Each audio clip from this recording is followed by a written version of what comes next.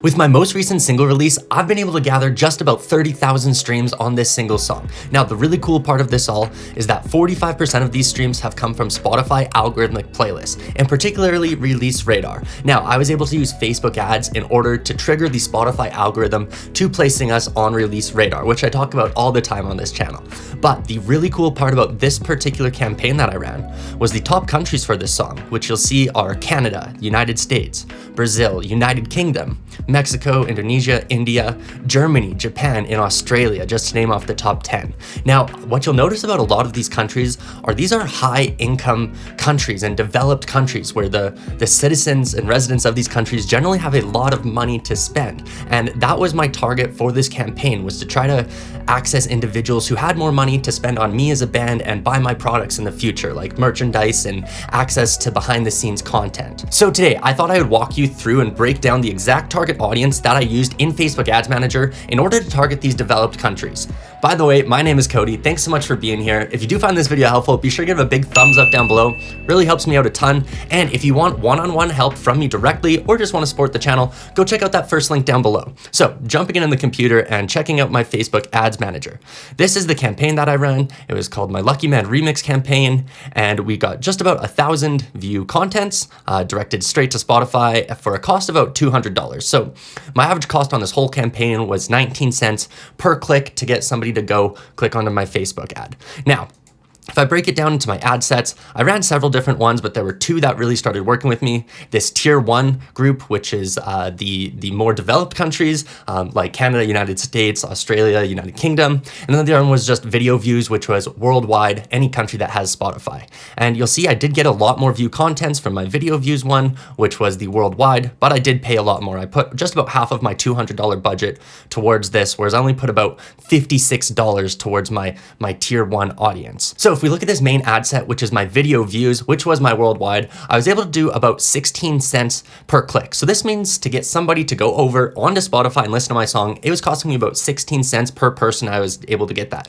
which is a really, really good number for me in my music. This is one of the best results that I've ever got running Facebook ads. So I knew that this song was hitting really well and that my ad was working. So I wanted to try targeting just developed countries. And if you'll see here, if I go to my breakdowns, where is it here? Breakdown by country. You'll see the list of countries I was targeting. So obviously for this video views one, it is a list of just about every country in the world that has Spotify. It's a big, big one. Some countries that I was really targeting, got a lot of results from, were countries like Mexico, Malaysia, Panama, Peru, Thailand, Taiwan, and just some of these less developed countries, definitely countries with a lower GDP, which is kind of a measure of how much money a country makes per person. But if I scroll up to the top here and just show you my tier 1 audience, you'll see the only countries that I was targeting was Australia, Canada, Denmark, France, Germany, Ireland, Italy, Japan, Spain, United Kingdom, and United States of America. Now, these were somewhat arbitrary, but the way that I settled on these specific countries was looking at a combination of GDP, which, as I mentioned earlier, is kind of a show of how much money and how wealthy a country is, along with my own Spotify results, seeing where people were already listening to my music in some of these countries. And also I threw in a combination of how much Spotify costs in that country, because obviously if Spotify costs more monthly in a country, I'm gonna get more per stream back from that through just streaming revenue, but also it makes it harder for people to have Spotify. So I know if someone can shell out $10, $15, $20 a month for Spotify, that they're probably in a higher income bracket. Now, not to discriminate against anybody who's not making money, but like I said, I'm trying to sell a product. I'm trying to sell my music or my merchandise or my fan club to these people. And ultimately, I need to start making a regular income from these people buying my product. So I want to make sure that the people that I'm advertising to are people who have money and will be fans of my music. So just to break down some of the countries that I got good results from, Canada, which is my home country, which you notice has the majority of my streams on Spotify, I got 47 results just through this campaign. Other big ones were France, Germany, Italy, Spain, UK, and United States of America, which is really, really great. But the best part of this all, that the average cost per result for this entire ad set was just 23 cents, which on running worldwide with some of my other campaigns, I wasn't even able to get close to 23%. So I was really, really happy with getting these numbers. As I said, I spent about $56 just on this one ad set and just targeting this tier 1 audience. Now, if I am to compare the 23 cents per view to the 16 cents per view, that is about a 40% increase. So that is not chump change. If you're running a big campaign, that is going to add up significantly over the long haul. But my thought process behind this was I already had a ad that was running really, really well for me and performing well. So I was able to use some of that data that I already gathered from people viewing the video and use that to help improve this ad set even more. And I also wanted to make sure, like I said, that I am targeting beyond just the worldwide countries, which generally end up being, for me, India, Indonesia, and the Philippines, where I get most of the traffic with my ads. So let me jump into exactly what I did and exactly who I targeted when creating this ad. So let's get rid of some of this stuff here. If I scroll down, you'll see that I'm using 2 lookalike audiences as my target audience. One of them is a lookalike audience of 95% video views. So this means that I'm effectively targeting people most likely to watch through my ad 95% of the way through or just about all the way through. So this is greatly going to improve my chances of them liking the song, liking the video, and clicking through over to Spotify. Now, I also did another lookalike audience, which is of Instagram engagement. So a big part of what I do with my Facebook ads is trying to gain Instagram followers as well, because I feel that people who follow me on Instagram are becoming long-term fans of my band and of my music, because we post pictures of our daily lives in there. We post cover songs and we do live streams. And this is going to be a great way for me to advertise these people for free in the future through Instagram, whether that's through stories and telling them we have a new song out, or offering merch deals through posts. And this is completely free advertising. So a big part of trying to get fans for me is getting them over to Instagram as well, and not just Spotify.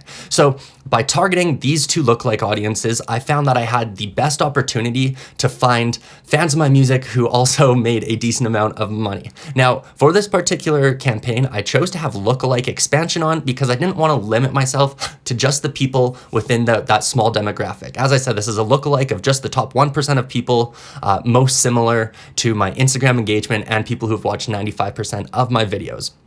Now, again, just a somewhat random selection of countries, but like I said, this was a combination of those 3 different things, and these were the countries that I thought was going to give me the best results.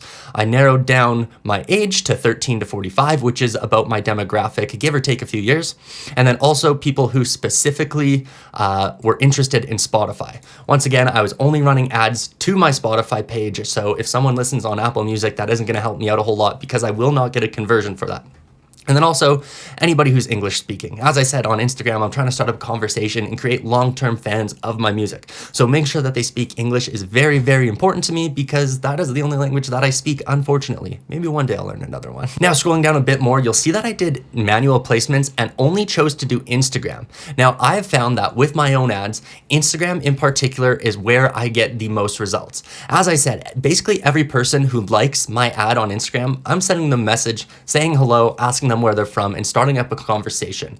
And that's something that I'm not able to do with the other platforms like Facebook Messenger and Audience Network. It's not as easy for me to go in and find who's viewed my ad and who's double tapped it and gave it a like, but I can do that on Instagram. So this is just a way for me to make sure that I'm doing a lot of cost control. Obviously, I only had a $50 budget for this particular ad set and this particular demographic of people, so I wanted to make sure that I had every opportunity to have a one-on-one connection with these people. So jumping back out to this main page, if I go to another breakdown and show you exactly which placements was performing the best, you'll see here that I was only running on Instagram, as I just mentioned.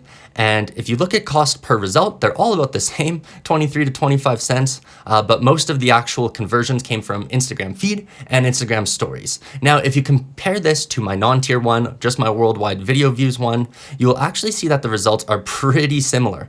Instagram stories got a majority, and then just followed up by Instagram feeds behind that. Now, I did run these on Facebook as well, because I like to test out various different places, but you'll see that Facebook newsfeed on mobile app was only about 83, and video feeds was about 78.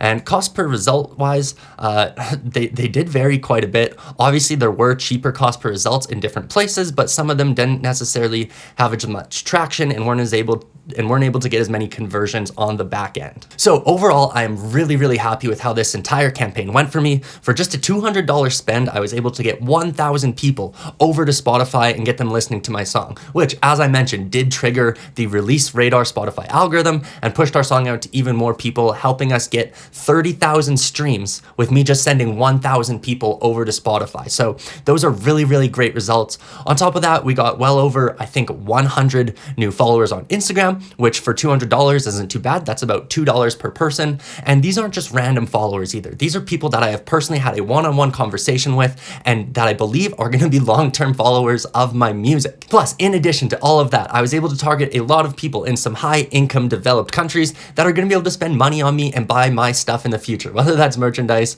or my music or behind-the-scenes footage, whatever it may be. These are people who are going to be able to help fund me through my career. Now, I want to know from you, where are most of your listeners coming from on Spotify? I know for me, this varies all the time, especially with running Facebook ads and targeting different groups like I did with this tier 1 for the developed countries. But drop me a comment down below. Let me know where most of your listeners are coming from, whether that's your top cities or your top countries. I'd love to hear and share some of this data with each other. And as always, if you did find this video helpful, be sure to give it a big thumbs up down below. Really helps out me and my channel so much. And if you want to stay up to date with more music related content just like this, feel free to subscribe so that you don't miss out. Thanks so much for watching. Have a good one.